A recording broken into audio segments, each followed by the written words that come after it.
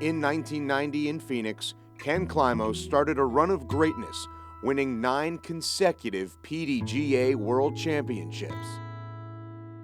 As crowds got larger, purses bigger, Climo answered the call time and again.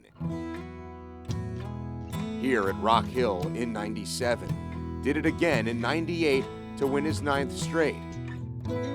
But in Rochester in 99, he would be denied. Climo climbed right back on top at Ann Arbor in 2000 for his 10th. And then in 2002, got his 11th. But in 2003, Barry Schultz won in the Arizona desert, the first of 2 straight for Schultz. And last year, one of the young guns, Nate Doss, emerged to win in Allentown. Climo still looking for number 12. All eyes are on Augusta. Just one shot at a time, just like the rest of my career. Don't think too far ahead. I like Augusta, familiar with the courses there, so should have a good chance.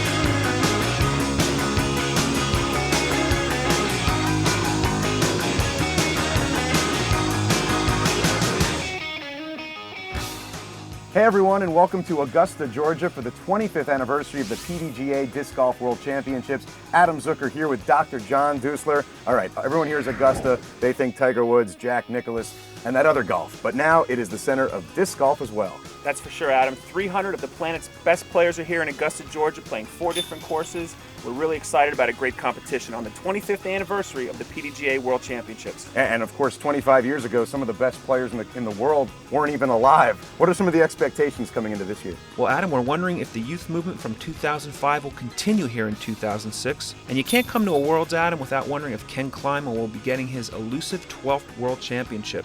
And these courses are a little bit different this year. We have the Lake Olmsted course, which is flanked both by the lake on one side and roads on the other, so there's a lot of hazards out there. And the Hippodrome course across the river from Augusta. It's over 7,700 feet, a par 65, so it's really a challenge out there. Pendleton King, the oldest course down in Augusta, is a little bit over 5,500 feet, par 55. And even though the Riverview course is a couple hundred feet shorter, the challenge is greater out there, and that's reflected in a 1-stroke greater par.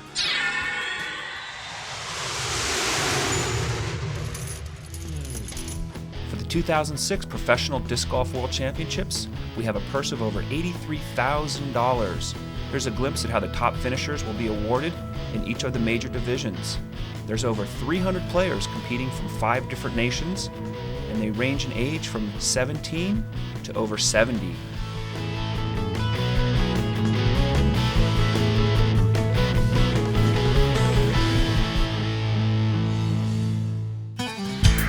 Let's hear what some of the players have to say about the courses being used for this year's World Championship. The Hippodrome is a very difficult course. You can lose a lot of strokes there, but also gain a lot of strokes. And Lake Olmsted is another one of those difficult courses where you can lose and gain strokes. My favorite course is the Hippodrome course. I have really started to enjoy the par 4s and par 5s. I think that's the direction that disc golf needs to take. It's appropriate to the way golf is set up, and with technology, it really shows the skills. Hippodrome was probably my favorite course as well, with the challenge that it brings and a lot of variety of wooded shots, open shots, elevation, lots of longer to shorter holes. It's really got the full package. Lake Olmsted, it's got a lot of OBs, and I'm trying to stay away from them, but it's kind of hard. So that's what some of the players have to say about the courses. They're also playing 2 rounds a day. It's a little bit of a different format. There's only 6 rounds to qualify, which means every shot counts just that much more, Adam, and you can see the intensity in the players as they're going around these courses. And now let's prove it. Here's a look back at the first 3 days of action from the 2006 PDGA World Championships. And there is Ken Climo walking the sidewalk at Lake Olmsted, one of the most recognizable guys in disc golf. He sure is. He's been the face of disc golf for a number of years now, and he really is on a mission here in Augusta, Georgia to win his 12th.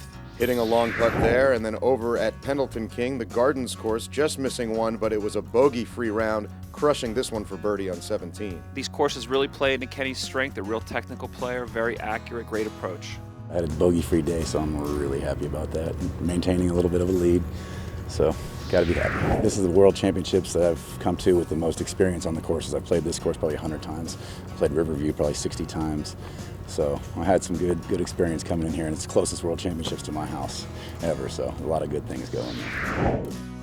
Nate Doss hoping to see his name on top of the card and the leaderboard, last year's champ at Allentown. Yeah, Nate has finished his classes up in California. He's been touring steadily for the last 2 months and rounding into World Championship form. He's got a lot of skills for a young player, only 21 years old. And there we see the way he holds his putter right before he releases it, a unique style he has. It's a strange tilt, but it really works for him, and his putting game is really working again here in Augusta. That's what has put him into shape to challenge for this year's World Championship. I just got to continue to play strong and play every hole one at a time, and hopefully come Saturday afternoon I'm lifting the trophy again. Well, Nate's not the only young guy out there. Avery Jenkins has really come on strong. Avery has been playing disc golf for so long. It's amazing to think how young he really is, but this has been a great year for Avery. He's done a lot of physical training. He's obviously very strong, but his up shots and his putting game have really given him the ability to challenge for a world championship. And here we see a rip. He is a distance guy who really has to get the rest of the game in order. The perennial distance championship, but yeah, his putting and his approach game are really coming into shape. Throwing's going good. I missed probably 3 or 4 short holes, which I shouldn't have missed. A few short putts, but I don't know. Throwing's going good. I'm getting a lot of good routes, a lot of good lines. Playing pretty good this week, so. All right, Walt Haney, a guy that's made a lot of noise in North Carolina, plays with a lot of calm. He's a steady player, doesn't make many mistakes on the course, long time known as North Carolina's best disc golfer, but here he is on the world stage. It's just awesome. I mean, I think my best finish ever was a 15th in the world, so being in the lead card is definitely special. I hadn't had that joy yet, so I'm definitely relishing this. And now a guy with a very different demeanor than Walt Haney. That was a great putt, except it hit the top plate. No, Stevie's an emotional player, but we're just waiting for him to break through. He's got all the skills for a world championship. It just hasn't come together yet for him. Shaping up to be one of the contenders. Just got to keep a steady game, keep a steady head, and just, I'm playing pretty good right now. I just got to go out there and stay focused and just take one shot at a time. And now to one of the veterans, Barry Schultz, coming in looking for another world championship himself. He adjusted his schedule a little bit this year, where he's relaxed a little bit in the middle of the national tour so that he has a lot of energy coming into the world championships this year. I remember talking to him. He's a guy from up north, not used to the southern heat. No, none of us are really, though. Yeah, you're from Pennsylvania, I'm from New Jersey, but you got to be from somewhere special to hit a shot like he does on 17 at Lake Olmsted here. Big eagle. I'm not used to this weather, and it's affecting me a little bit out there with my grip and stuff, but I feel like I'm playing pretty good. I'm throwing real well. Putting is come and go a little bit here and there, but I'm fighting hard, not going to give up, and we'll see what happens the rest of the week. And here is John E. McCrae. Pretty cool customer, guy that throws with a ton of precision. I'll tell you, he's a Florida player. There's a lot of talent in Florida, but Johnny's been one of the great players coming out of that state, and he has a multitude of shots. He could shoot hyzers and hyzers. He has different putting styles. He's fun to watch. Hopefully I can stay up there and sneak in somewhere, It's always, it's nice to be able to shoot good golf and play with the best players in the world, of course, but I'm just trying to hold my own and keep it going. And one of the youngest guns on the Open Tour, Matt Oram, who tied for second at Allentown last year, just 18 years old, didn't play in as many tournaments this year, and letting it rip along the lakeshore there at Olmsted. Another guy to always watch for, of course, is Dave Feldberg, champ at the USDGCs last year, always seems to be peaking at the right time, one of the top money winners on tour. And then Mike Mosier, perennial top 10 guy, you always have to watch for him.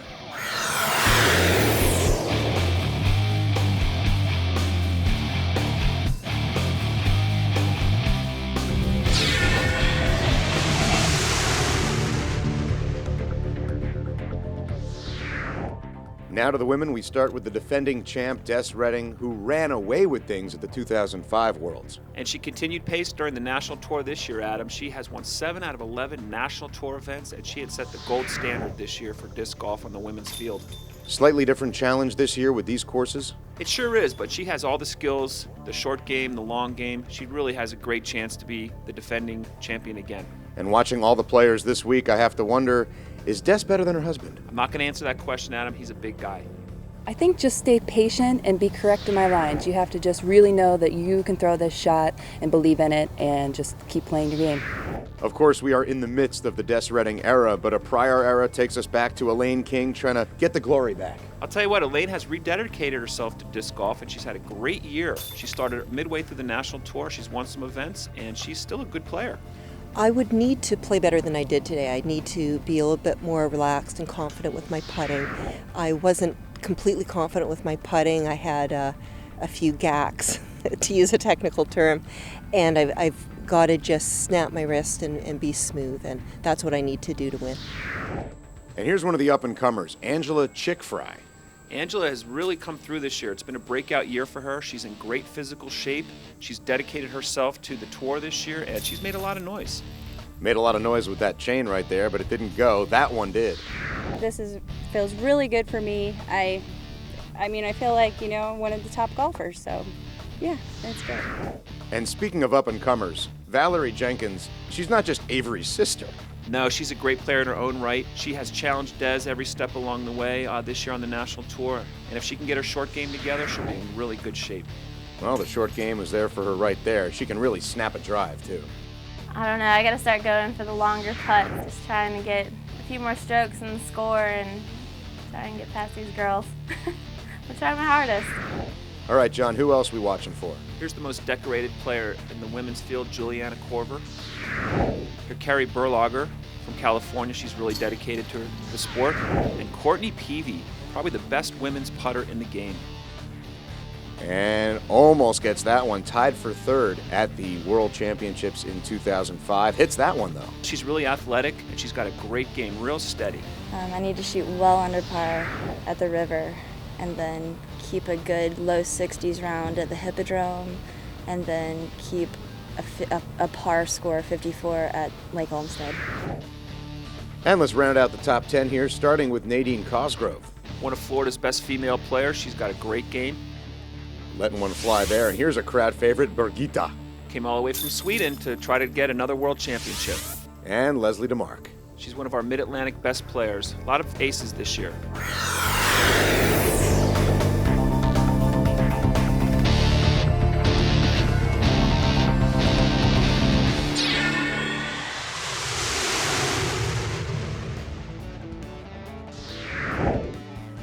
And now to the men's masters division, Dean Tannick, the defending champ, and he's here to defend his title.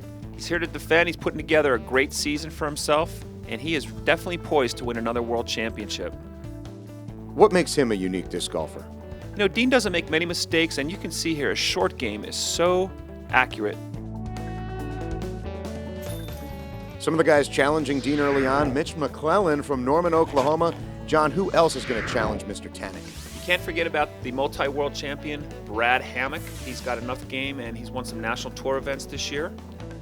Well, with a last name like Hammock, you would expect a nice, calm afternoon, but Brad's a fiery young guy. He has a lot of emotion when he's out on the course. Great competitor. And one moment that a lot of people were talking about after it happened, this shot right here on 16 at Lake Olmsted. Yeah, he thought he was going to get the hole-in-one there, Adam, but he really gets punished here, as you can see. The disc rolls all the way down the hill into the lake, and he ends up, instead of an ace, he gets the double bogey instead. And you can see his frustration from the way he fires in that putt to end a frustrating hole 16. Meanwhile, here's Joe Kelly, who didn't like the way this one ends. Well, Joel's a great player from Texas. He's a great second-place finisher. He's got all the skills to be a world champion, but he just hasn't gotten it done yet. Well, it seems like he's always around the basket, but never exactly in. Those are the strokes that'll catch up to you, Adam. All right, let's now look at Jim Oates. He is hitting his putts. Big Jim from California. He's a finalist in most of the Masters World Championships, and he is a vocal player on the course.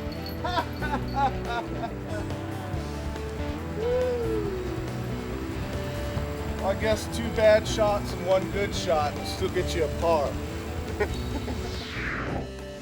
And here's Joe Thacker. That one looked good, almost went in. Joe has really reemerged as a great player in the Masters circuit this year. He's been around for a long time. Seems like he gets a lot of precision without much effort. And here is Larry Leonard. One of North Carolina's best players with Walter Haney. They travel a lot together, and they really push each other. And Double L, a finalist at Allentown last year. Brad, we'll fight back, Brad. No doubt. After that par string. What the hell happened to Joel Kelly? 46. He shot 21 on the front, man. That was a great round, though, dog.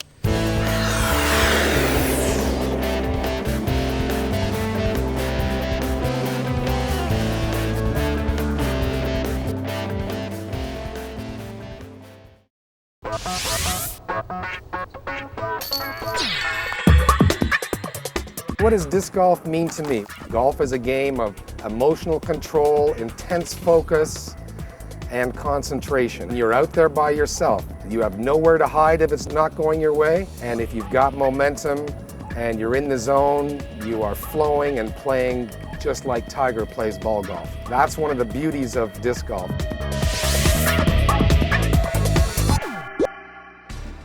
Epicenter is a company that myself, Pete May, and Mike Doyle here in Augusta formed. We kind of specialize in putting courses in. We provide support to the United States Disc Golf Championships. We're hosting the World Championships this year. We have managed the Disc Golf Hall of Fame Classic National Tour event and the Deaf Disc Golf National Championship. What we are about is event management, tournament support, and basically just promoting the game. Now it's time for Awesome Shots of the Week.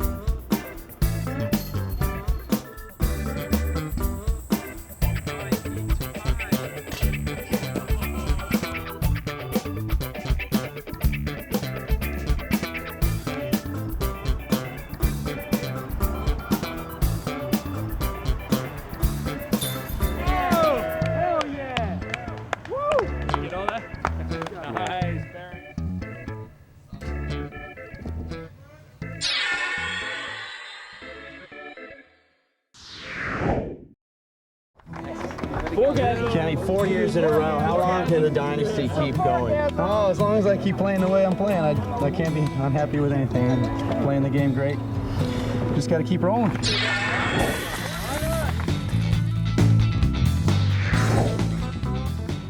And here we go to Friday's rounds. It's moving day, meaning we only keep the top half of the field, and at the very top, it's Ken Climo, the leader, entering the day, John, but in some trouble at the Hippodrome. He had an uncharacteristically high score on Friday morning, Adam, but I'll tell you what, the great pro that Kenny is, he came back on Friday afternoon, and he got himself back into contention with shots just like this. A 65 in the morning, but then at Lake Olmsted, this is on hole 15, and putting it just to the right of the pin, from his perspective, of course, and then on 17, hitting that putt.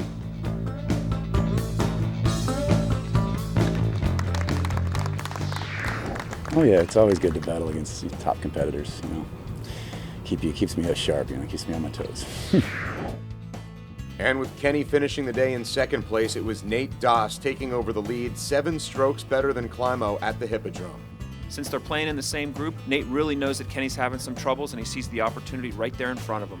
and Nate is on pace now to win his second consecutive World Championship. Big high highs are there at the Hippodrome to put him in contention for another great shot. And then in the afternoon at Lake Olmsted, hitting putts. If Kenny gets his 12th, it'll be a great feat for him, but if I get my second, it'll be a great feat for me.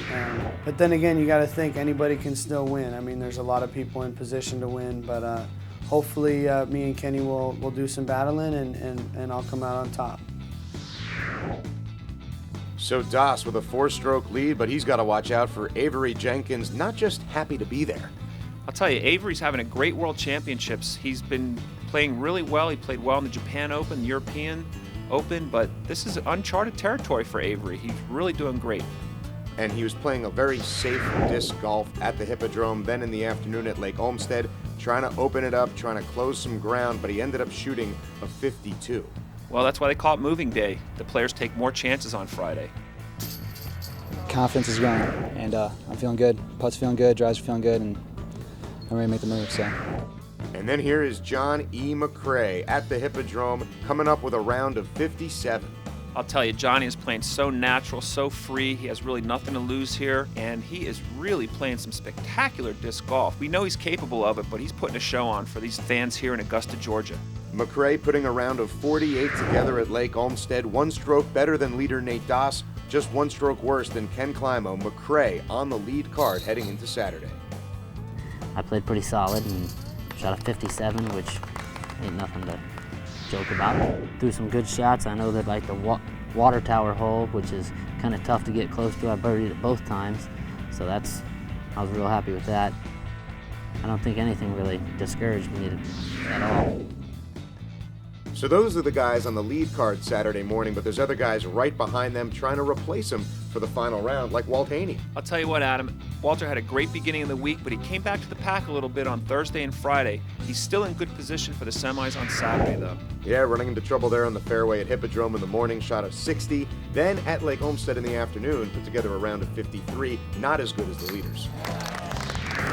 And on the opposite end of that whole spectrum, you have Mike Mosier. You were talking about Haney from the leaderboard to the pack. Mosier, the opposite. I'll tell you what, this is one of the great stories of the world besides the lead groups. Mike put together some of the best disc golf of the entire week later in the week. Thursday and Friday is a good position for Saturday's semifinals. A 58 in the morning and a 46 in the afternoon. Meanwhile, Barry Schultz, a guy who's won world championships, hitting putts like that at Hippodrome, but then running into some trouble as the day progressed. You know, as Barry said earlier, I think the heat really was taking its toll on him a little bit. He is really struggling a little bit on the course, but he's still a world champion. 59 and 52 for him. Then Steve Rico, that is going to frustrate him. A 58 in the morning at Hippodrome. Yeah, and we've seen this so many times from Steve Adam. He gets so close. He's even made the finals, but he's yet to break through into the winner's circle for the World Championships. 56 in the afternoon is what really burned him. Then there's David Feldberg, a round of 64. We showed Kenny's round earlier of 65, 64, only 1 stroke better. And then you got a young guy, Coda Hatfield. Oh, and he gets that one to go. And then Matt Oram, a guy who was on that lead card at Allentown a year ago, a 59 in the morning, a 47 in the afternoon.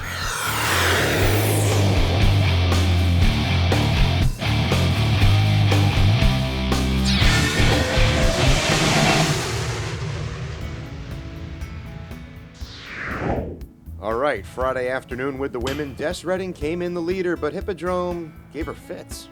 I'll tell you what, she showed she's human. She's made some mistakes out there, and she let the door open just a little bit for the 2nd, 3rd, and 4th place women to try to catch up.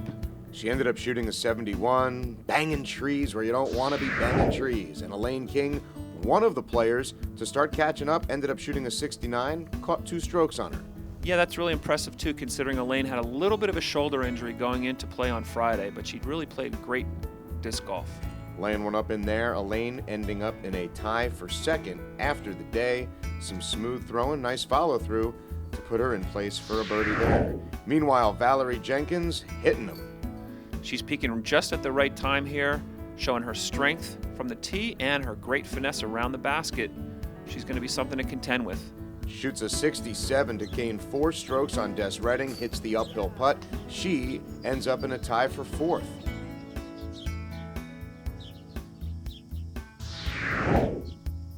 And here's Carrie Berlager. She shoots a 69 at Hippodrome and, yeah, avoids the trees. I'll tell you what, Carrie's such a great player. Her and Des have been doing battle all year long on the national tour, and this is a great forum for her to really break through and challenge Des for the World Championship. No problem with the trees and ends nicely on 18. I feel that Riverview is a good, fair course for everyone to play, and I know that I can play well, provided I get lots of sleep and have a good head set in the morning, mind frame in the morning. And putting a big round together when she needed it most, Courtney Peavy with a 65, better than any of the women we've seen so far Friday afternoon, and good enough to put her into 6th place. We've seen this a lot from Courtney, Adam. She starts out a little bit slow, but boy, when it comes to money time, Courtney makes the shots. Nice layup there on 16, and here she is finishing it off on 18. Hopefully this moved me up to, I know it moved me up to at least 6th, but past that I don't know. I don't know what the lead card showed. So Courtney is in 6th. Angela Chickfry, the other player, tied for 2nd place.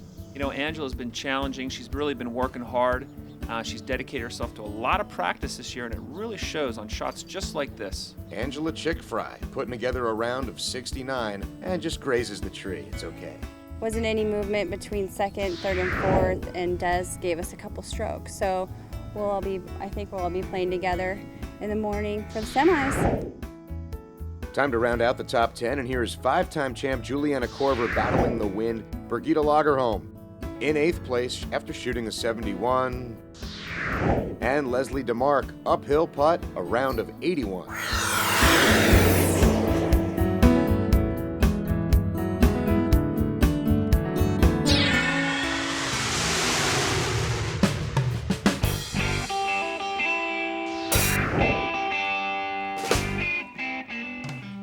Friday in the men's masters division, John, we saw a lot of shuffling. Dean Tannick came in with the lead, did not leave with it. Joel Kelly from 3rd to 1st. He had a great Friday. That's why they call it moving day, Adam. He put himself in great position to capture that elusive world championship. Other guys making moves up or down. Brad Hammock from 2nd down to 4th. Joe Thacker was in a tie for 6th, moves up to 3rd with a round of 46. There's Joe again. Boy, he's really peaking at the right time in this disc golf season. He puts himself in great shape to challenge for the top. And here's a look at the standings heading into Saturday.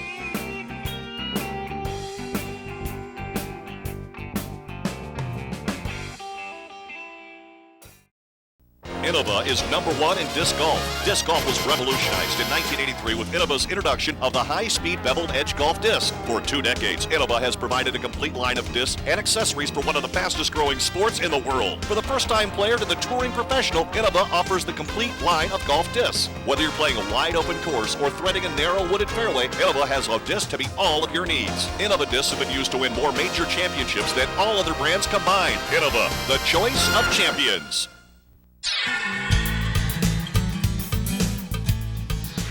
It's the Legends Final. Here's our leader, Paul Old Goat Fine. He's followed by Stancil Johnson. In 3rd place, another Pennsylvanian, Don Dillon. And finally, it's Coach Kuhn from Deerfield Beach, Florida. In the tee box is the Old Goat.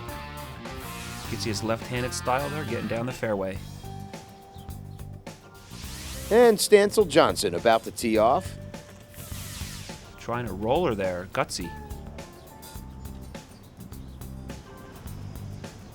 Let's check out the man with the orange towel, Don Dillon.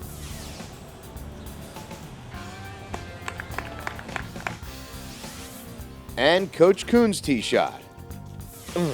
Not the way Coach drew it up in practice. Second shot now for Coach Kuhn, and he's in the fairway. Stancil Johnson putting it up near the basket. Second shot now for Dillon. I'll tell you what, these players lack in distance, Adam, they make up with passion for the sport.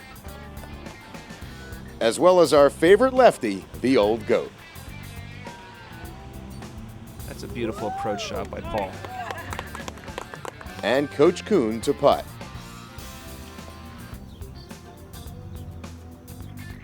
Stancil Johnson for par.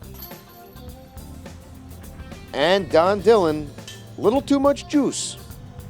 And here's our champion, the Old Goat. Congratulations to Paul Old Goat Fine winning the Legends Championship. Let's check out the Women's Masters Division Championship. Our leader is none other than Annie Kreml. In second place from Albuquerque, Sheila Kirkham. She finished second in last year's Worlds. And in third place is Vanessa Chambers. And rounding out the card is Peggy Berry. Here's Kreml on hole 1. Sends it down the right side. Off the fence. Nice technique. And back toward the tree. Tee time for Sheila Kirkham and the lefty unleashing one at our cameraman. You can see a lot of strength from Sheila Kirkham on that throw there. Vanessa Chambers up to tee. Sends one right down the fairway and right into the shadows of our oak tree. Here's Peggy Berry. Hooks it slightly, but it's going to shape out okay. Second shot for Chambers. She's parked.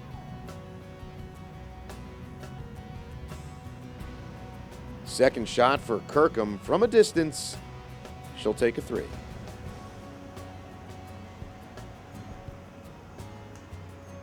Peggy Berry's second shot off the top of the basket saves her some distance, and she'll take a 3. Chambers. And Vanessa's really showing a nice touch around the basket. Kirkham finishes it off. And Annie Kreml with a little turbo finish.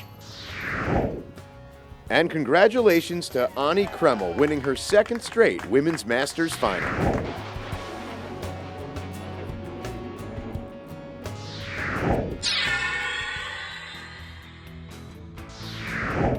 Our leader is none other than Augusta's own Pete May. Pete May spent 6 months before this event with a personal trainer just to get ready. And right behind him in second place is Peter Shive from Wyoming. This is the stiffest competition Pete Shive has seen in many years in the World Championships. While they battle for first, a battle for third is on between Michael Gates and Philip Gancher. Here's Pete May in the tee box. Sends a nice low liner right down the fairway. Yeah, baby. And here's 6-time defending world champion Peter Shive off the tee in the finals.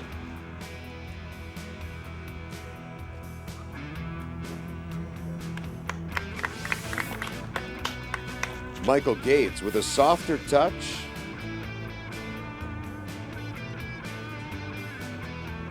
Philip Gancher gonna rock the flick.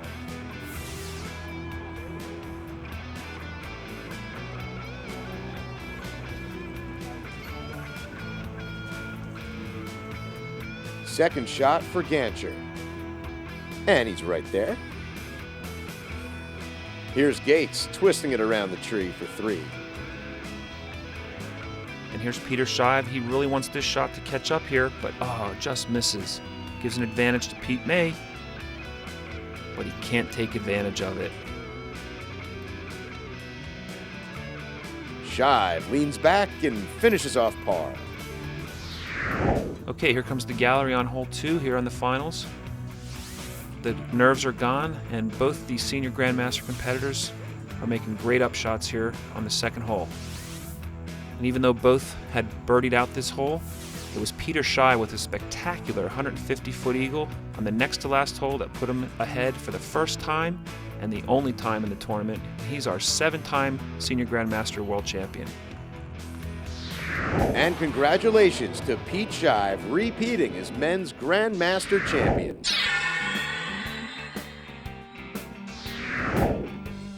Our leader is a Dr.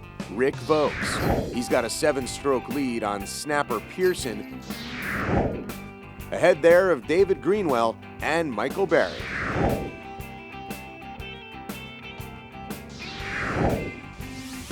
And here's Dr. Rick Vokes from Bowling Green, Kentucky.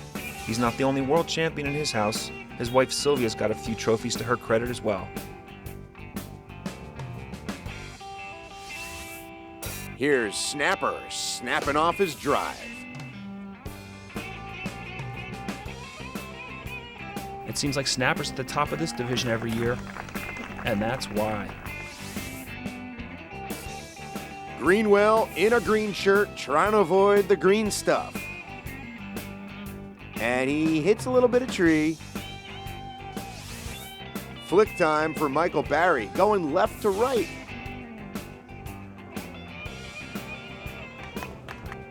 Vokes' second shot. There's the key there, keeping it low. Greenwell, the approach.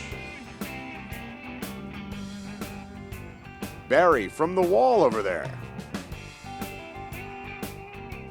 Snapper snapping into a birdie.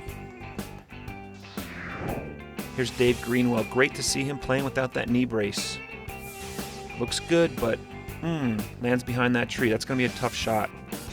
It gives Rick an opening here, and he takes advantage of it. He leaves himself a nice putt.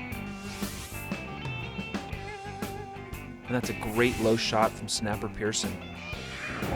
This is a really big shot for Dave if he's going to make his move. He tries the turbo putt and just misses. He got a bad bounce off a root there. Time for the comebacker.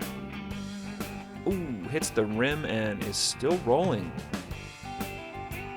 But no problem for Dave. He buries that shot like he's done many, many times before. And here's Snapper Pearson burying a 30-footer to keep a firm hold on second place. And here's Rick Vokes. Oh, using all the shots in his bag. There's the jump putt. Vokes taps out for par. And he is the men's Grandmaster champion for the second year in a row.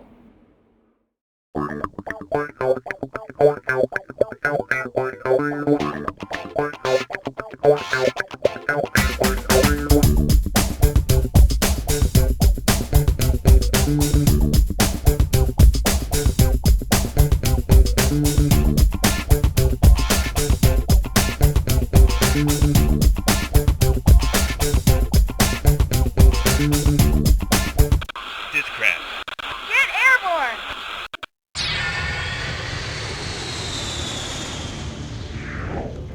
"12 women arrived at Riverview on a rainy Saturday morning. Only 4 would make it to the finals, and this morning was wet and wild, John. I'll tell you what, Adam, the only challenge was not just the course, it was Mother Nature itself. And you can just see from our footage how rainy and wet it was. You see Des Redding with her drive, and here's Valerie. It's tough to grip a disc in these kind of conditions, but boy, they're really showing they can play some golf in adversity. Now here's Chick Fry.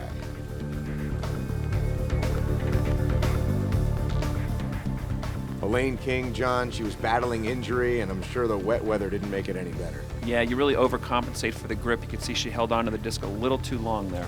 King ended up shooting a 64, so she did not make the final card. And Valerie Jenkins can still grip it and putt it. But Des Redding maintaining her lead, shooting a 57. The best scores in the morning were put up by Courtney Peavy, a 55, and Carrie Berlager, also a 55. And here they are both shooting great tee shots, trying to battle back to get on the lead card for the finals on Saturday afternoon. And here's Birgitta Lagerholm. She shot a 61, but that was a nice shot there. You know, Birgitta had a tough tournament, but she really came on well at the end, but was it going to be enough? A lot of towels, a lot of rosin bags. Sometimes it makes a difference, sometimes it doesn't. Well, Carrie Berlager there with the hammer toss. She was able to get on the final card, as was Courtney Peavy. Both of them shooting 55, both of them knowing they're going to make around $1,000. Well, this is their chance really to get onto the lead card. And they really have to go for it. You can see a beautiful shot like that from Courtney. What a play. And Berlager.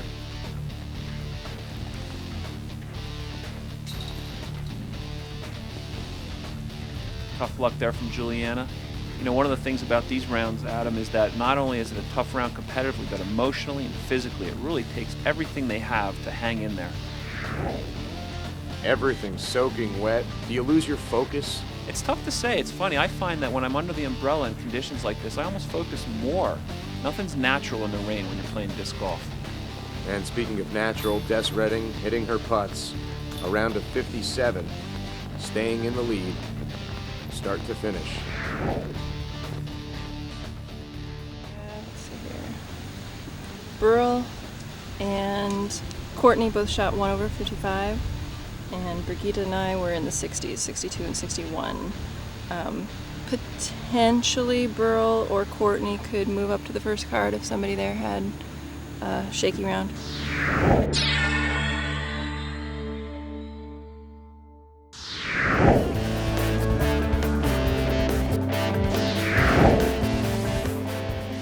Coming up shortly, we have the Men's Masters Finals, where defending champion Dean Tannick's in the lead, but only 3 strokes separate the top 4 finalists, so it's anybody's world championship.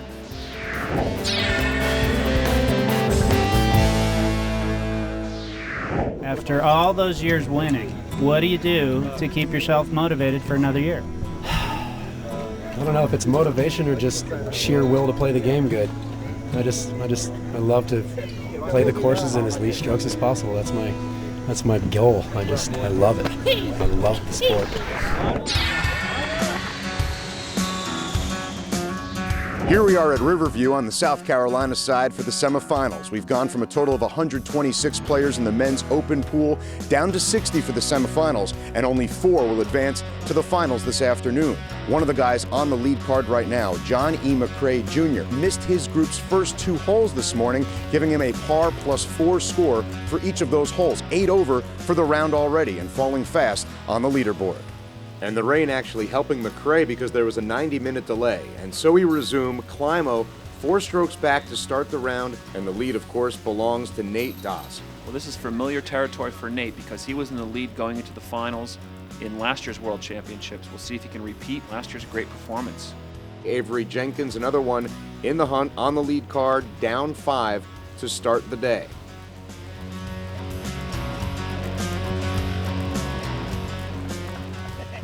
And of course, John McCrae, all those strokes that he lost from showing up late, but he really just rebounded tremendously. He got on the course, did not miss a beat. He was making shots left and right. It was one of the most incredible 16 holes of golf I've ever seen. Well, McCrae making up for lost time. The only guy hotter in this round was Ken Climo. Started to smell that lead. I think this is the hole when things really turned around for Kenny. He started getting into a rhythm, and he just really took advantage of it. Avery Jenkins also getting into the hunt, tying for the lead at one point with Nate Doss. And McCrae continued to be magical despite showing up late, but the other golfers knew that he had shown up late, and the guy taking the biggest advantage of it was Mike Mosier. You know, Mike just let it flow. It's tough from the second card to really know what that lead group's doing, but Mike put together the last 4 days some of the best disc golf we've ever seen in the World Championships. Didn't make that one there, but did put in a magnificent round on a rainy morning at Riverview, and then he gets out into the open fields and puts that one near birdie position. Mike is such a strong player. He has minimal movement, but boy, his forearms are so big. He's a big bear out there. Meanwhile, another veteran, Barry Schultz. The rain not bothering him in the morning, landing that one close. He was also nailing others. You know, Barry had a tough go because he started out so well. He was in such great rhythm in the morning, but that break might have affected his putting game just a little bit. It really wasn't any one thing that got to me. It was just a combination of the heat and just not quite on my game. So that's the way we went for me. Schultz shooting a 48, Mosier a 46. As we go further down, you got Walt Haney with a 52. Walter's trying to regroup here after some tough rounds on Thursday and Friday. Boy, he's making some shots, isn't he, Adam? Yeah, and Matt Oram is also punching one in there. Haney again from a distance, almost gets that one to go. Oram also shooting a 52 like Haney. That was a beautiful putt. Sure was. Mosier smelling what's in front of him and twisting that Anheuser toward the basket to get himself near the lead card. Yeah, the players are wondering, how's that second group doing, because they know that elusive 4th spot is going to be tough. It feels absolutely great. Just the last few days have been a complete battle back. I shot very poorly the first day, and I was tied for around 40th somewhere, and I battled back each round, and here I am. But the trouble was for Nate Doss. Really began to miss his putts, and that one didn't help at all. I think Nate might have been feeling the heat a little bit because he knew Kenny was putting together a fantastic round, but his putting game went away from him a little bit, and he paid a price for it. And here is Kenny completing a magnificent Anheuser in the rain to within just mere feet of the basket, shooting a 46 on the round. And here's McRae, who shot a 54, but if you take away some of those penalty strokes, you could argue that he too would have shot a 46 on this round. The score was impressive, but just the mental capacity to bring his game back to the World Championship level, fantastic. And there's that turbo putt he's known for. What a shot. McRae twisting another beauty within 3-4 feet of the hole. He knew he wasn't going to be on the lead card perhaps, but he also knew that those shots were going to mean dollars. It was a paycheck for him, and he really tried to make up for it, that mental lapse in the morning. A little disappointed. Showing up late, taking a couple sevens really hurts. I mean, especially when they're 2 holes that I can definitely birdie with a putter and throwing a putter off the tee, and it's like giving away 10 strokes. Hurts real bad. And when I found out, there's nothing I could do. I sat and waited like everybody else. It was too late to do anything about it, and I just wanted to go out there and play as best as I could. And wasn't good enough to stay in the top 4 and make the final 4, but it was a valiant effort, I guess. And as we wrap up on hole 18 in the rain, it's Climo knowing he'll be on the lead card with Nate Doss and Avery Jenkins, as well as Mike Mosier. Kenny parking it. Yeah, Mike really fought hard to get in from that second card, and it's a shame that Johnny came to the course late because he really paid the price for it. And how about Doss hitting the bottom of the basket on the drive? Doss in third, down 4 after the morning round, and McRae ending what was a magnificently played round with a beautiful putt there. That was his last shot of the World Championships, and he really made it count. 16 holes of great golf, the 2 holes that he missed costing him a spot on the final card.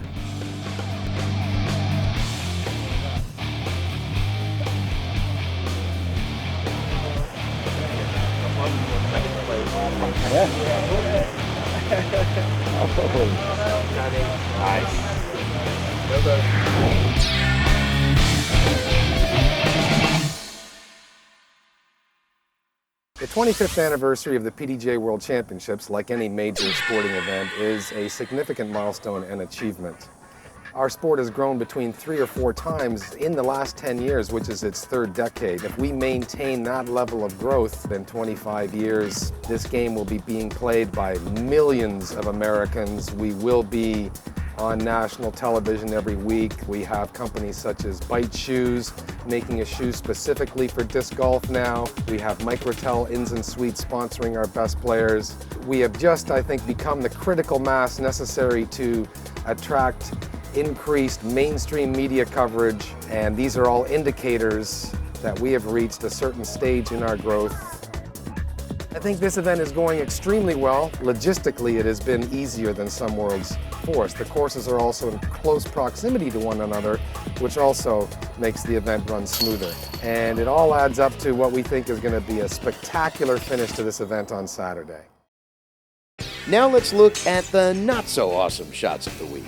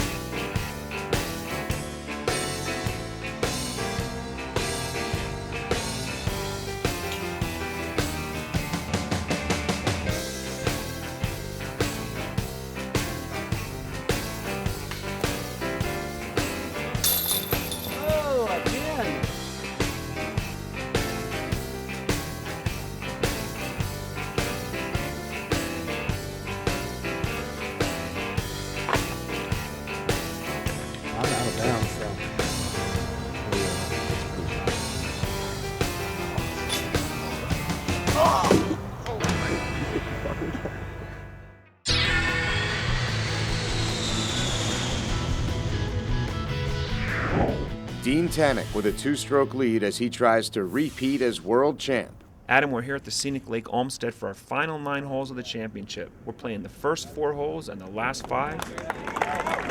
It's a par 29, and that puts a lot of pressure on every shot. Now Brad Hammock almost gets in trouble with the trees, John. I'll tell you, he's diminutive in size, but boy, he makes a big noise around the disc golf course.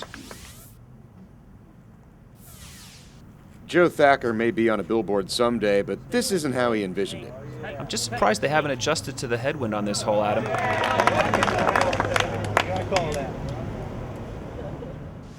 And now Joel Kelly gets into trouble with the headwind. Luckily avoids the road, catches the tree, and he's looking at some long shots. His second shot, a bit past, no gimme for par. Now here's Hammock to get within 1 shot of Tanek. And he nails it. It'll be up to Tanek to connect for his birdie. Brad's on the march here. Kelly trying to close out the 3, off the rim. Looks like Joel's playing a little bit tense. Tanek nails the birdie, still up by 2. Oh, that's a big putt.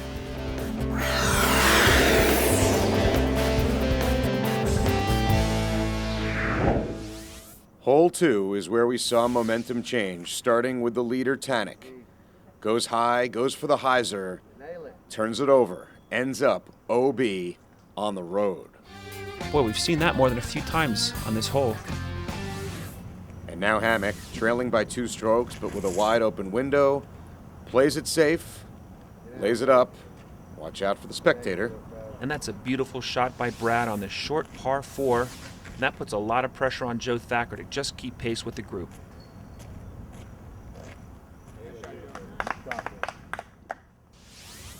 Joel Kelly, however, gets aggressive, knows he has a lot of ground to make up. Gives it a little Anheuser on the route, over the road.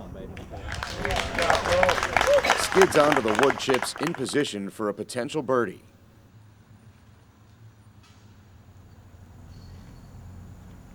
Hammock, laying up on his second shot, gets it plenty to the right and parks it.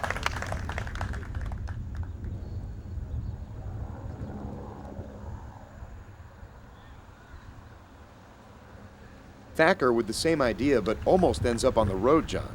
I'm sure that's just what he planned, Adam. So after going on the road, here is Tanek's 3rd shot. Almost connects and misses by a few feet. Now here's Kelly, and he hits the long deuce. And Adam, Joel gets a great advantage by burying that eagle from at least 55 feet. The momentum swing not over for Tanek. This is for the 4. Goes through. He'll take a 5.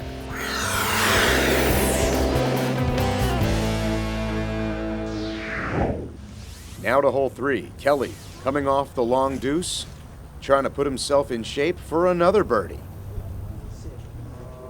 He's in a rhythm now.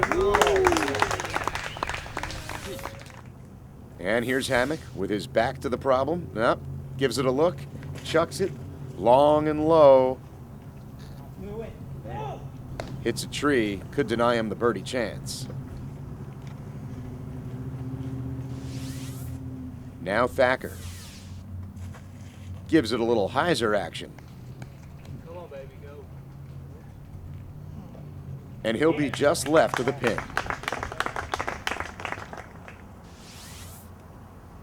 Now here's Tanek. Uh-oh.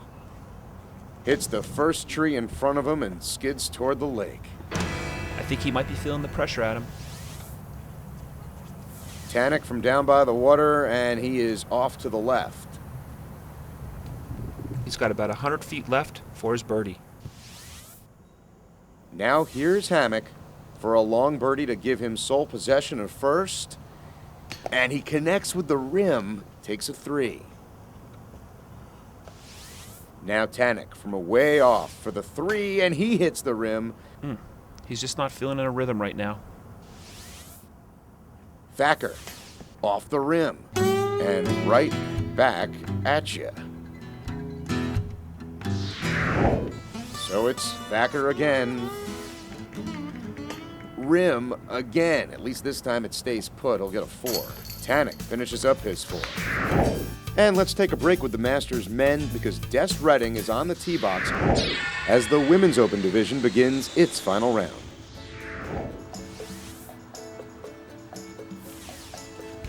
And Redding coming in with a 9-stroke lead so she can get away with turning her drive over. Keeps it low and safe there, Adam. Here's Carrie Berlager going for birdie now that Redding is going to be parring, and she likes it. Got caught in the trees a little bit.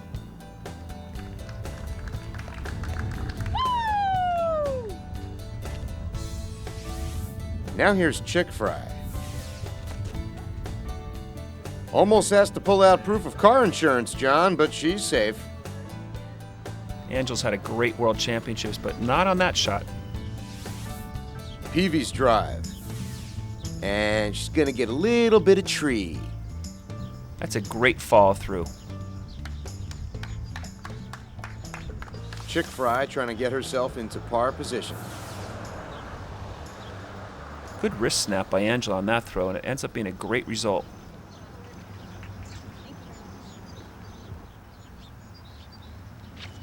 And Des smoothly doing the same.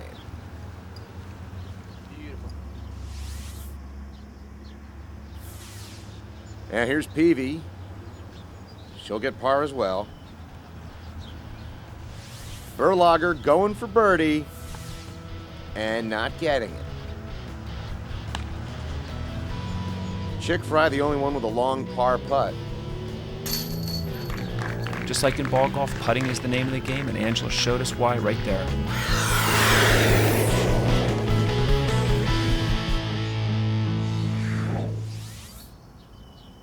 Now to hole 2, here's Des. Her drive is heading toward the driveway. That's out of bounds. A little too strong on that throw by Des. Berlager already gained 1 stroke, maybe going for more, but she hooks her drive out onto the street. That's going to cost her a stroke. Boy, there's a lot of adrenaline on the course, Adam, and it's really showing on these drives. Let's see how Courtney does on this hole. Easy motion, but that's going to roll back into the middle of the fairway.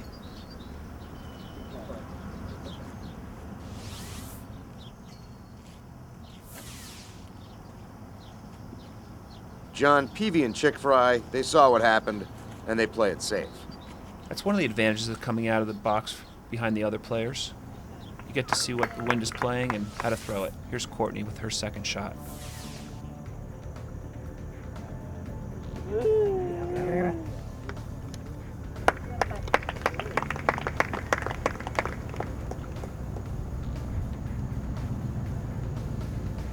Great follow through by Angela. Let's see how it finishes up. She's got a good putt left here. Now here's Berlager's third shot. She's got a fence right in front of her, some trees to deal with. She's going to throw it overhand, get tied up a little bit. She lands safely, but no one is gaining a stroke here on hole 2 on Des Redding.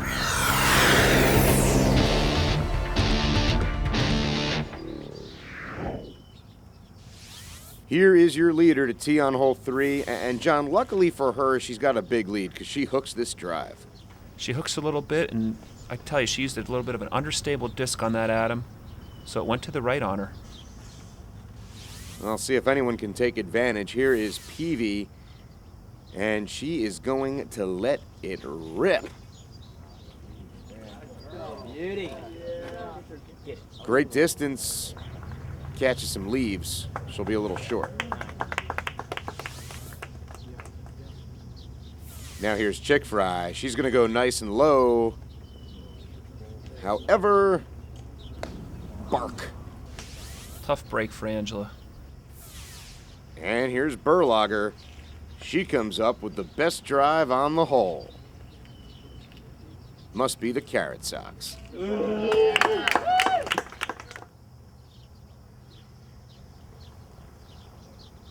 Now, Des is thinking par here, John, but she gets a bad roll. It's a bad roll, but you could still make that putt, Adam.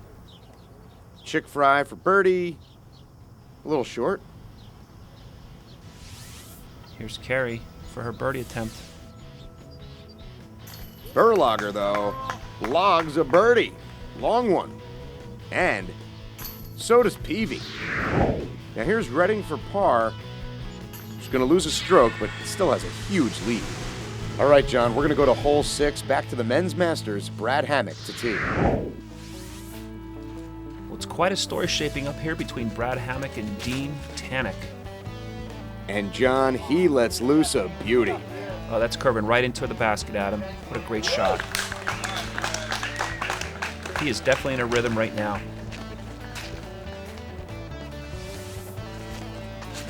And now here's Thacker doing the same hyzer route, but he's going to end up a bit to the right. Still not a bad shot. I'd take that one. He's not happy, though. And Dean lets loose with a boomer. Here it comes. Great shot.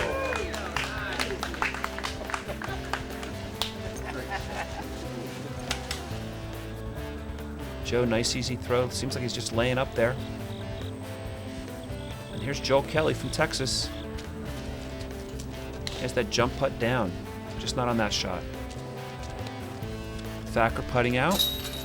It's a real dramatic story shaping up here in the Masters division. Brad has really gained a lot of momentum. All right, John, Hammock in the lead. Now let's rejoin the women.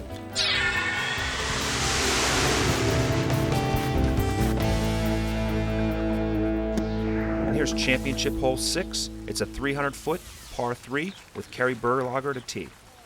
Berlager, despite her arm strength, is going to stay along the land rather than put it out over the water. That water is intimidating, Adam, so they want to stay away from that. And Chick Fry thinking the same thing, keeping it away from the agua.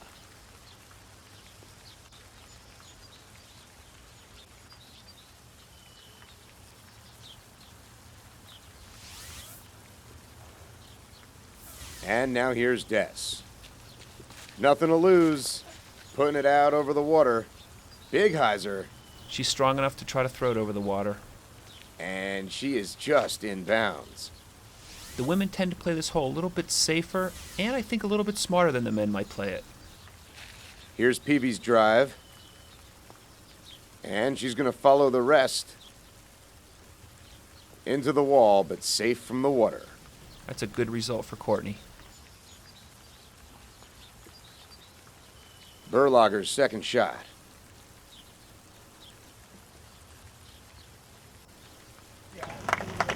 And she is parked for par.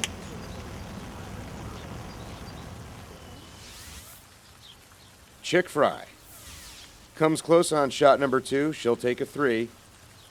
And here's Des from the pudding. She's just playing it safe here, trying to finish out this final 9. And Peavy's second shot. And she connects. Beautiful birdie there by Peavy. Courtney is really one of the best putters on the women's circuit.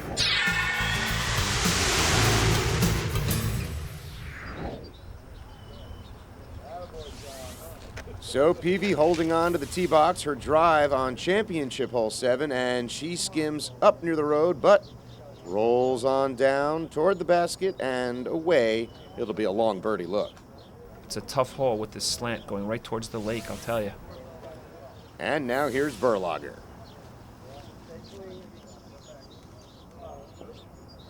It's coming back nicely. Rolling right to the basket. Come on, stop. Uh-oh, John. You can tell the fly plate of that disc just weighted it right down towards the pond.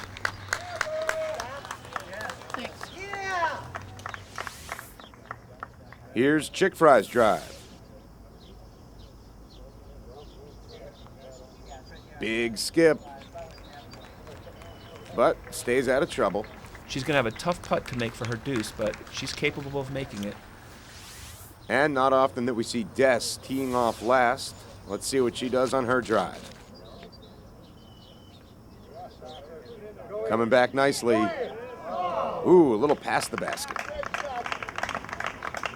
Des playing it safe. She'll take the par, And now let's go to Brad Hammock closing out the Men's Masters Championship.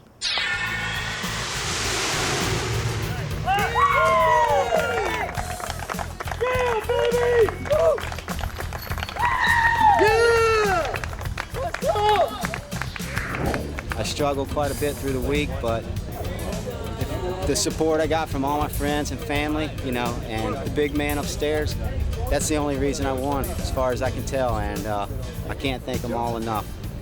It's always a team effort in everything you do, and I thank my team for helping me through.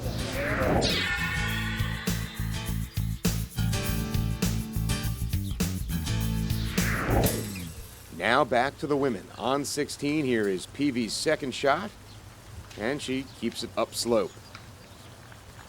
Now Berlager, shooting uphill. Gets the rim. Tough downhill shot here for Chick Fry. That's an intimidating backdrop with that lake right behind her. Peavy closes out par, as does Reddick.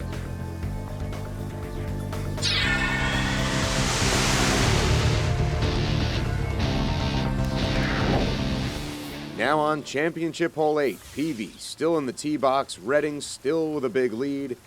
Peavy staying dry.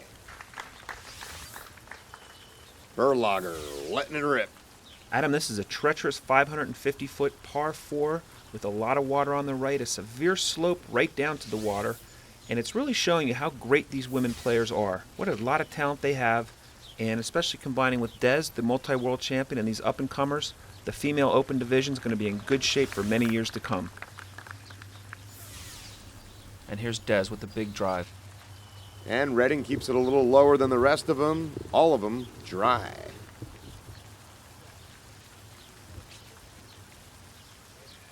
Berlager's second shot. Smooth hyzer, skips up and off the green, but she's safe. Chick Fry from the patties. Into more patties. Our spotters did a great job on this hole. Peavy slanting a hyzer, and it is on the green, rolling right toward the basket. She was really aggressive on that throw, and it paid off for her, Adam. And here's Redding.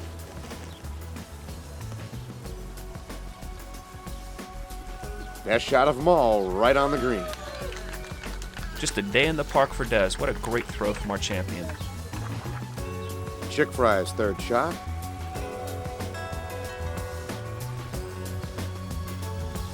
Berlager, another rim.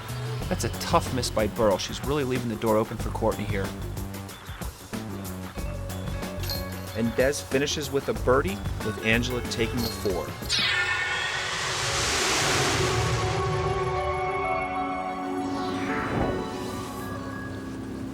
And now the final hole as Redding tries to close out the championship in style. She's safe on the drive. As the raindrops fall at him, the reigning champ is just taking over here. Here's Peavy's drive. A little high.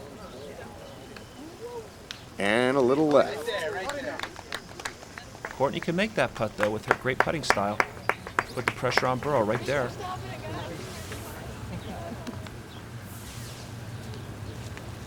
Berlager's drive. Hooking it off to the right. Good style. Thank you, man, with the umbrella.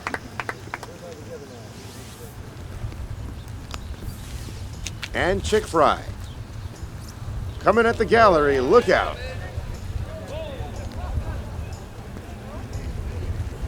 And they say she's safe. Chick Fry from near the stairs.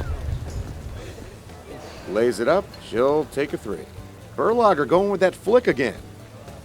And she's right by the basket. Nice. Redding from a distance away, just trying to keep it safe. Stays nearby. That's a smart play by Des, and let's see if Courtney can bury this putt. And Peavy from downhill, nice birdie to close out the round. Tied for second this year, tied for third last year. We'll see how she finishes up in 2007.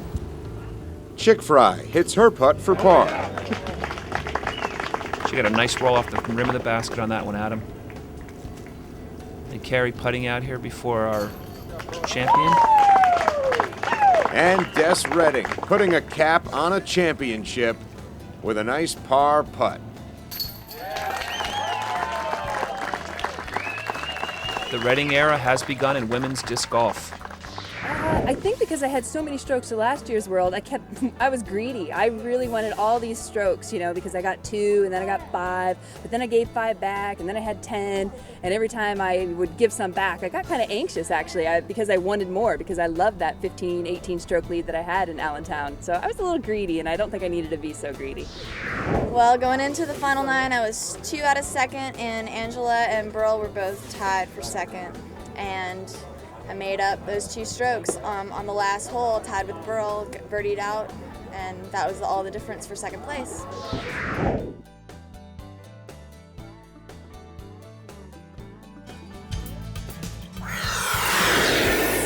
And now we go back to hole 1 as the men's open division begins its championship round.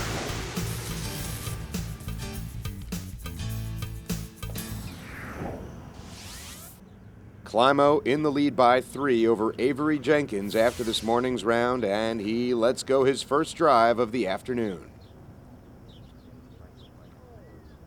And he is in birdie position. Now here's Jenkins, trailing by 3. Maybe the adrenaline getting to him, John, as he hooks it out onto the road. I'm just really surprised the players haven't adjusted to that, Adam. Opens the door for Nate Doss to make a move on second place, trailing Jenkins by 1 stroke. This one is staying off the road and on the green.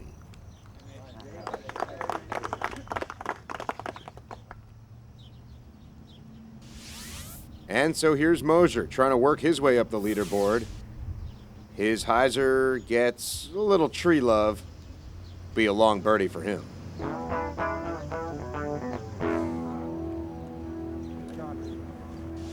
Now here's Jenkins' third shot.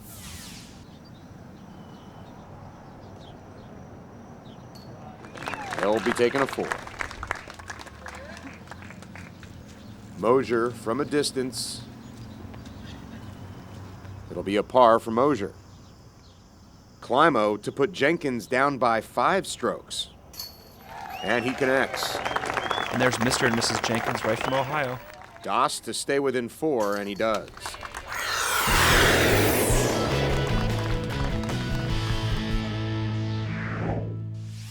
So already some erasing to do on the leaderboard, but not for the guy on top. Ken Climo's drive on hole number 2, and he's in trouble here. That's a rare mistake by Kenny during this World Championship. Now Doss trying to catch up to Kenny. Here's his drive.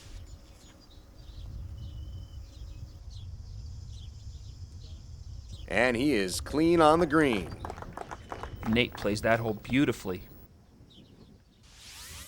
Now here's Mosier. High and soft, playing it safe, staying on the near side of the driveway. Mosier decides to lay up on hole 2. Now it's Avery Jenkins' turn, already looking to make up ground in the round. Unleashes one, you know he's got the distance. Little lampshade, and he just stays off the driveway.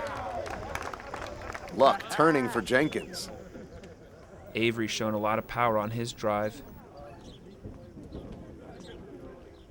Here's Mosier's second shot. And just with a flick of the wrist, Mike's under the basket. Here's Kenny's third shot. Doss going for a really long eagle. He'll take a birdie and catch up 1 stroke on Climo. Here's Jenkins' second shot. And Jenkins finishes off par.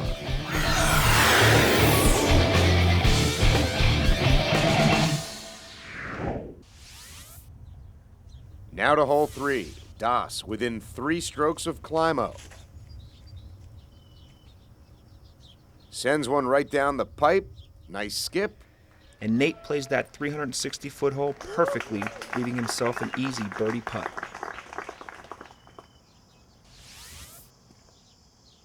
Now it's Mosier's turn, trailing Climo by 7, but within 3 strokes of 3rd place.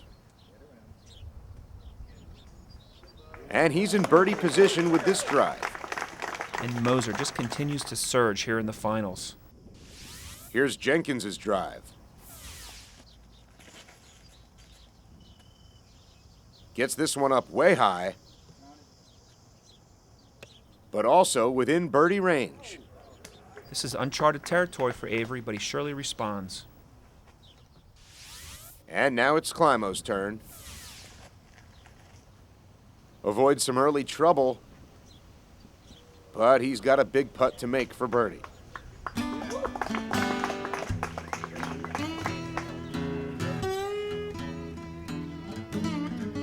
So Climo will putt first. He's about 50 feet away, has a 3-stroke lead, and he wants to maintain it, nailing the monster putt for birdie.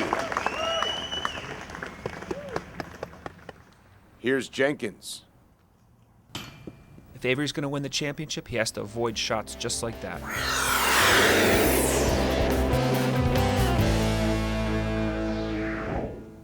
And here's Das's drive. This 400-foot par 3 hole will give Nate a great chance to make up some ground here.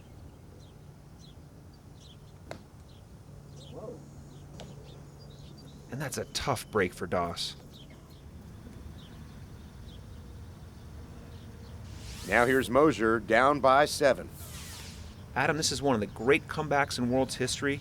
Moser, 36th after the first day, fights his way all the way back to the finals. Mosier, playing it safe, staying on the near side of the driveway. Climo, ready to go in the tee box. For Kenny, this is familiar territory.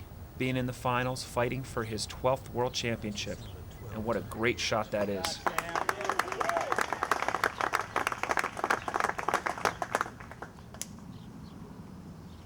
Here's Jenkins's drive.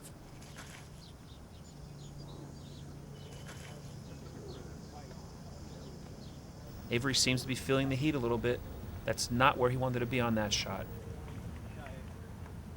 Here's Mosier's approach. And he's within putting range. It'll be par for him. And now Das. Easy layup there. Jenkins from the ground. And goes a bit past the basket. Should be able to make that for par.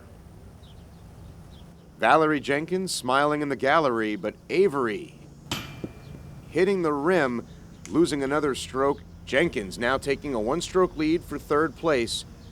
And now Climo with a chance to increase his lead. And the birdie puts Climo up by 4 with 5 holes to play.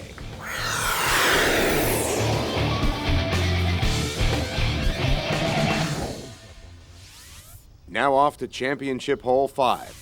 Here's Climo. Going with the high hyzer. Sneaks it into the woods. Ooh, he hits a tree stump, but he's still got to look for birdie. Sometimes it's better to be lucky than good, Adam. And here's Nate Das.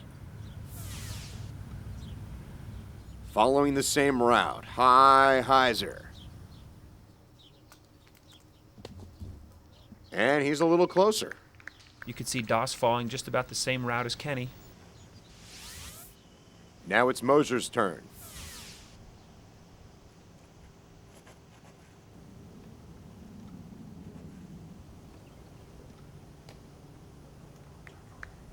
Looks like they're all going the same way here, John.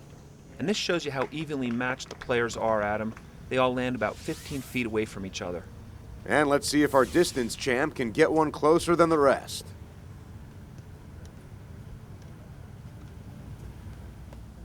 Well, he ends up in about the same spot. And since they all essentially had the same tee shot, Adam, it's going to be whoever makes the mistake that's going to pay the penalty here.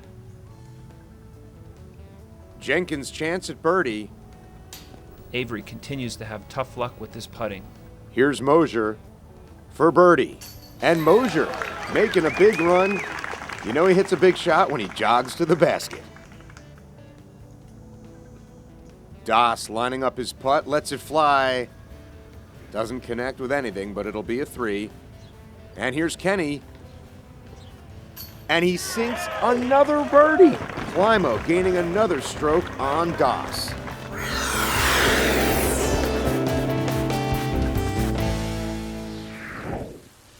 Tee shot for our leader, Climo. And John, he lets loose a beauty. He's really hitting a rhythm right now, Adam. And so here's Mosier. With these top pros, Adam, the water really does not come into play. Well, maybe the water from the sky a little bit, but not that big lake on the right side. Throwing right over it. Nate Doss trying desperately to catch up to Kenny. That's a beautiful throw by Nate. Nate leaves himself just about 15 feet for a birdie.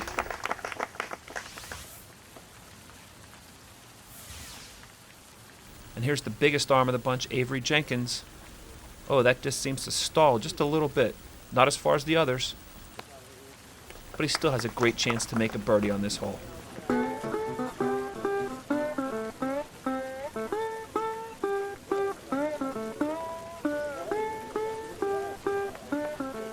Here's a birdie attempt for Mike Moser, but he seems to rush his putt there. Oh, and he really leaves the door open for Avery. And here's Avery with a great opportunity for birdie from 40 feet out. Oh, and he smashes the middle of the chains.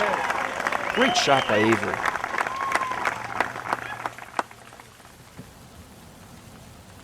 Here's Doss's shot at birdie, and he rims out. Clearly frustrated, just like we saw this morning in the rain. And now Climo can pretty much stamp his championship with a birdie putt. And Ken Climo sends another one in for birdie. Yeah, he's not going to miss that putt today, Adam. He senses his 12th championship is within reach. Mosier finishing off par. And quiet, please, as Doss finishes his.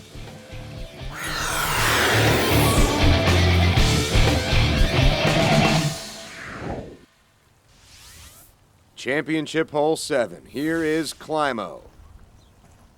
A short hole, keeps it low, good skip, rolling right to the base of the basket. One shot better than the next for the champ. What a great tee shot from Kennedy. He's not going to let that door open even a little bit. He's on his way to his 12th right here. Now it's Jenkins' turn.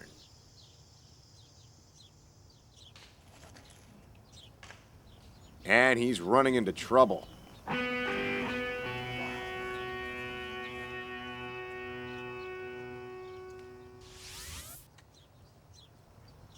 Mosier trying to solidify a shot at third place. Following Climo's lead, a skip, a roll, a little past the basket, but within putting range. That's a great drive by Moser. He leaves himself a great chance for a 2 here. And now it's Doss. Keeps it low like Mosier and Climo. Gets the skip, bit of a roll, almost going down the hill. It'll be an uphill putt for 2. Well, it's great to see Nate smiling. There was a lot of tension in the early holes here, but he knows Kenny is well on his way to his 12th. Nate wants to finish strong for a second-place finish. Here's Jenkins' second shot.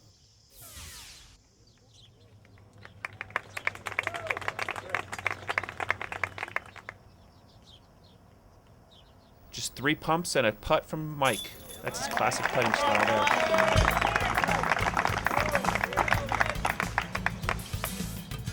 Now Doss, uphill putt, and he connects from 15 feet downhill. Nate's not going to miss that one. Those are the kind of putts we all like, Adam. Just little 3-foot drop-ins.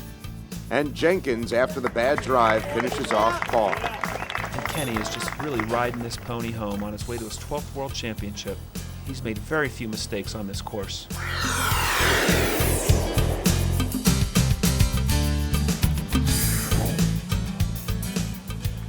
Going into hole 17, Ken Climo's lead seemingly insurmountable. Nate Dawson second, with Avery Jenkins and Mike Mosier tied for third.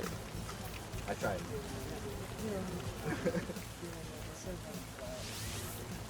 Here's Climo's drive.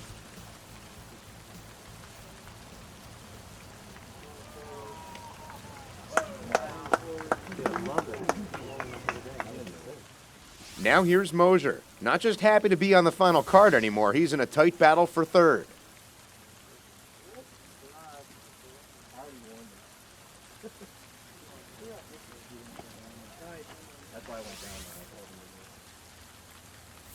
And here's Big Nate Doss's drive.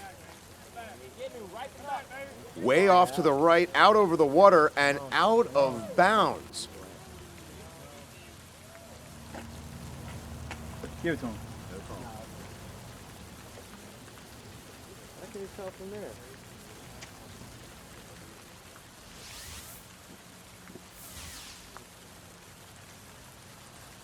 And here's Jenkins with a big rip, but off to the left side, catches the hill, a little piece of umbrella, but he is on dry land, and that's all that matters. He'll have to make up the distance on his second shot.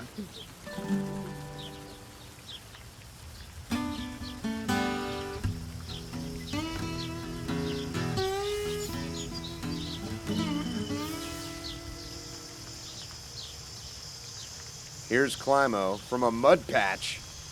Second shot, playing it safe, staying dry and staying in bounds. Now here's Jenkins. A little bit of a height advantage from up there. Heiser, little roll, and he is right at the basket for a big three, putting the pressure on Mike Mosier. But first, here's Doss's third shot.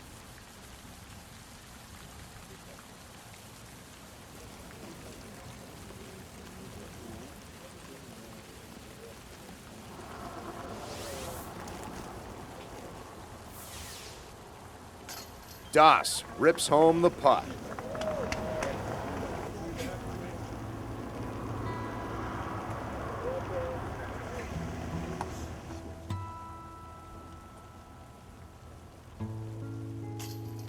Mosier has to take a 4.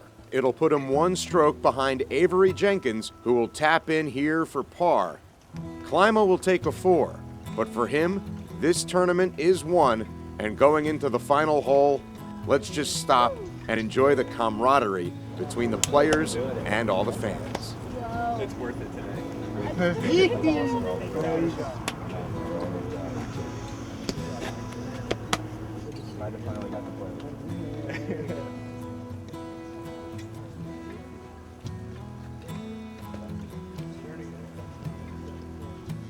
Look at that great smile from Kenny. It's been 4 years since his last World Championship, Adam, and he's really thrilled to win down here in Augusta.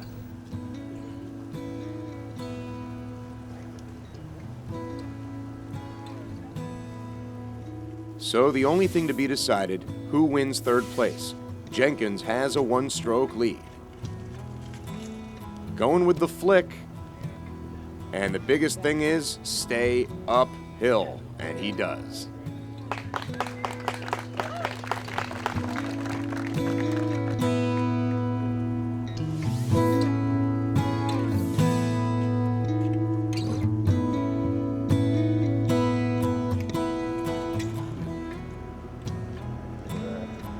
Nothing fancy from Kenny. He's just trying to play safe here.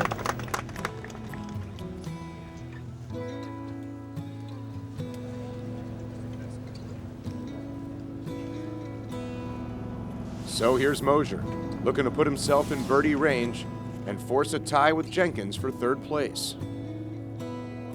And his drive is a beauty, putting pressure on Jenkins his second shot. That's a great way to finish for Mike. Perennial top 10 finisher. Here's Doss looking to lock up second place.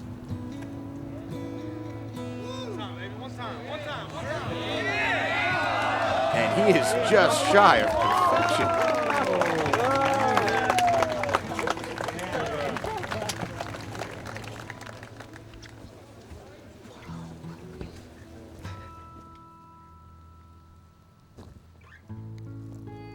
Nothing fancy at this point for Climo. He lays up. Now Jenkins. The long birdie putt, and that locks up third place for Jenkins. What a great finish for Avery. He should be really proud. Third in the World Championships.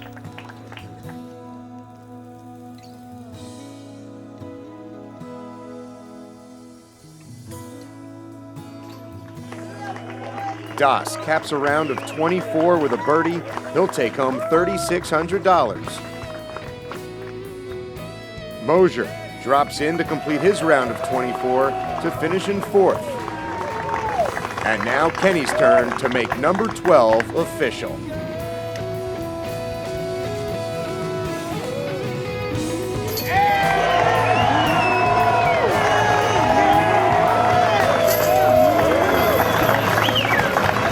Ladies and gentlemen, the 2006 and now the 12-time world champion, Kenny Climo! Yeah, boy! Yeah! I guess that 4-1-3 last year. Stayed 11-4. 11 times half of 4. It was over. Wow. I really want to say thanks to everybody that had a part to do with this tournament. Awesome courses, awesome everything. A little rain on the last day. Oh well, we had to weather it, but excellent, guys. Really appreciate it. Closest to my house Worlds ever, and most frequent courses played ever for a Worlds. I was happy to see it be here in Augusta. Thanks.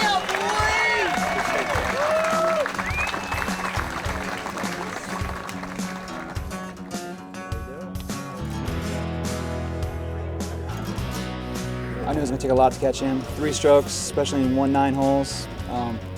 Weather got really bad, and maybe I had a chance, but the champ's a champ, and he's going to be coming with all he's got. So I played with what I could, and I think I played a decent final 9. Could have done better, but had a great time. It was boring. Yeah, it's not too exciting. He was so far ahead that, no, I'm just kidding. Actually, it was great. It was good to share the moment with Kenny, and I'm proud of him for doing it again. He's a great champion, and I'm glad I've been able to spend a lot of time playing with him. All the nerves and everything went out the window, because it was so rough and everything. But yeah, Kenny did a great job, and he knew he was going to win, and he played like it. Well, in the final, it was. I don't think it was more so just execution in the final rather than experience. I mean, Avery had a little trouble here and there because it was his first time in the final 9, but mine was just execution. I executed the shots I needed to, and I really focused on those couple of long putts. I said, just put these in, you can do this, you've done these before. And that was it, just confidence.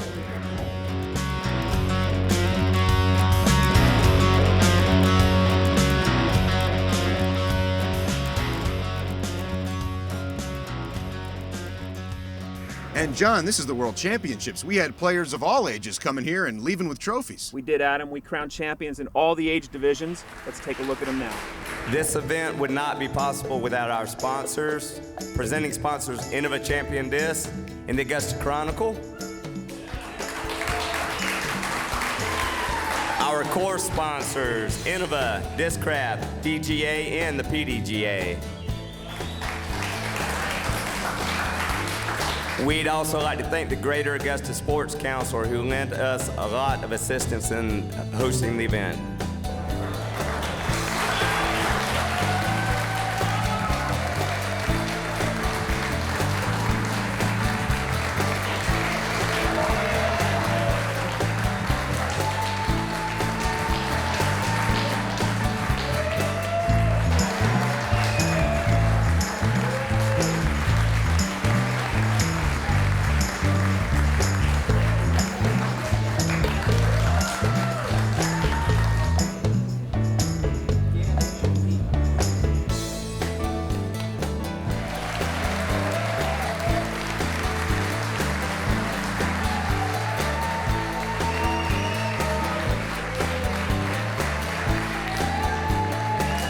This year, we are very proud and excited that Ken Climo came to Augusta to claim his 12th World Championships.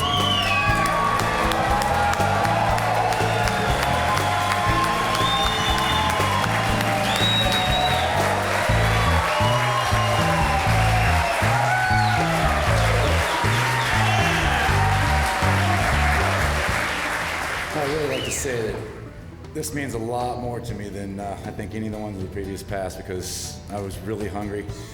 It's been a while since I've won one, and I wanted to show that I still had my stuff.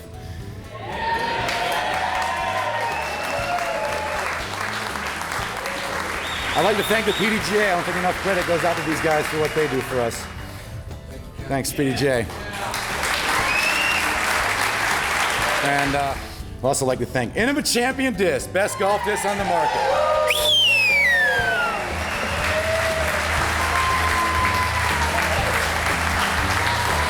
Thank you so much for coming, one and all. We will see you next year in Highbridge Hills.